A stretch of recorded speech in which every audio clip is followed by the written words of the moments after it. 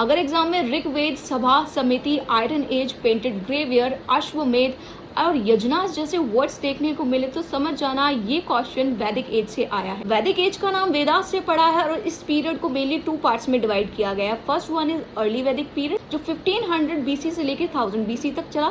Second one is letter वैदिक period जो 1000 BC से 600 बीसी तक चला। इस पीरियड की इन्फॉर्मेशन का मेन सोर्स हमें 4 वेदास में देखने को मिलता है। सबसे पहले बात करते हैं ऋग्वेद की। ये वेद सबसे पुराना वेद माना जाता है और इसमें 10 मंडल्स एंड 1028 हिम्स यानी कि सूक्तास देखने को मिलते हैं। नेक्स्ट है यजुर्वेद। यजुर्वेद में हमें सेक्रीफाइसेस या फिर यजनास करने के मेथड्स देखने को मिलते हैं। नेक्स्ट है सामवेद। सामवेद में हमें म्यूजिक और मेलोडीज देखने को मिलती हैं। इस वेदा को इंडियन म्यूजिक का फाउंडेशन भी कहा जाता है। Next is Atharvaveda. Atharvaveda is related to medicine, magic and daily life और हीलिंग। अब बात करते हैं अर्ली वैदिक टाइम पीरियड की। इस टाइम पीरियड में आर्यंस मेनली पंजाब और सब सिंधु के रीजन्स में रहा करते थे। यहाँ पर ट्राइबल सोसाइटीज देखने को मिलती थी। फैमिली सबसे छोटी यूनिट हुआ करती थी। हेड ऑफ द फैमिली को गृहपति कहा करते थे और विमेन को काफी ज्यादा रिस्पेक्ट मिला करती थी उस टाइम पर। इस टाइम पीरियड पर विडो मैरिज अलाउड थी और चाइल्ड मैरिज जैसा कुछ भी देखने को नहीं मिलता था। इस टाइम पीरियड में किंग को राजन कहा जाता था और किंग की पावर्स लिमिटेड थी। यहाँ पर हमें 2 इंपॉर्टेंट असेंबलीज देखने को मिलती थी, सभा एंड समिति। एग्रीकल्चर एंड कैटल रेयरिंग इस टाइम पीरियड के मेन ऑक्यूपेशन माने जाते थे और ऋग्वेदा में काउ को वेल्थ का सिंबल माना जाता था। रिलीजन की अगर बात करें तो यहाँ पर मेन गॉड्स हुआ करते थे इंद्र, अग्नि, वायु, वरुण एंड सूर्य। मूर्ति पूजा को कोई एविडेंस देखने को नहीं मिलता। टेम्पल्स भी नहीं हुआ करते थे। यहाँ पर हमें नेचर वर्शिप देखने को मिलती है। अब बात करते हैं लेटर वैदिक टाइम पीरियड की। यहाँ पर आर्यंस ईस्ट की तरफ मूव हुए और मेन रीजन से Ganga valley and Doab region. यहाँ पर हमें इंपॉर्टेंट पॉलिटिकल चेंजेस देखने को मिले, जैसे कि किंग की पावर बढ़ गई थी, लार्ज किंगडम्स बन गए थे और यजनास इंपॉर्टेंट हो गए थे। उस टाइम पीरियड पर इंपॉर्टेंट यजनास माने जाते थे अश्वमेध, राजस्व एंड वाजपेयी। इस टाइम पीरियड पे वर्ण सिस्टम रिजिड हो गया था। यहाँ पर 4 वर्णास देखने को मिलते थे, जैसे कि ब्राह्मण, क्षत्रिय,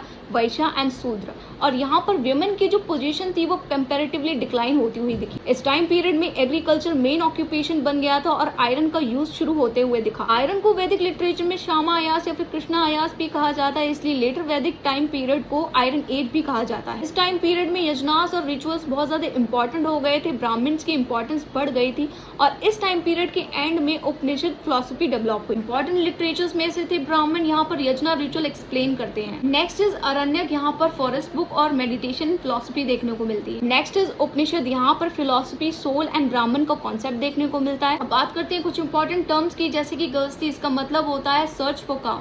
नेक्स्ट वन इज गृहपति, इसका मतलब होता है हेड ऑफ द फैमिली। राजन, राजन का मतलब होता था किंग। सभा यानी कि काउंसिल ऑफ एल्डर्स। समिति यानी कि जनरल असेंबली। ये था वैदिक एज के बारे में। अगर आपको वीडियो अच्छा लगा so don't forget to like, share, subscribe and people who are watching on Instagram and Facebook, don't forget to follow. Until then, bye bye, see you in the next video and thanks for watching.